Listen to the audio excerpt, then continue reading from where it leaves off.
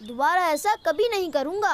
अच्छा साद भाई, आपको तो पता है कि आज स्कूल में कितना होमवर्क मिला है। घर वाले तो शाम तक ही आएंगे। अगर आप इजाज़त दे तो क्या मैं आपके घर में रुककर अपना सारा होमवर्क कर सकता हूँ? मुझे तो कोई एतराज नहीं है, लेकिन मुझे पहले बाबा जान से पूछना होगा। आप 1 मिनट वहाँ चेयर पे बैठे, मैं बाबा जान से इजाज़त लेकर आता हूँ। जी साद भाई, ठीक है। अच्छा बच्चा कैसे बनना है बताते बाबा जान। जी बेटा, आ जाएं। अस्सलामु अलैकुम व रहमतुल्लाहि व बरकातुहू। वालेकुम अस्सलाम व रहमतुल्लाहि व बरकातुहू।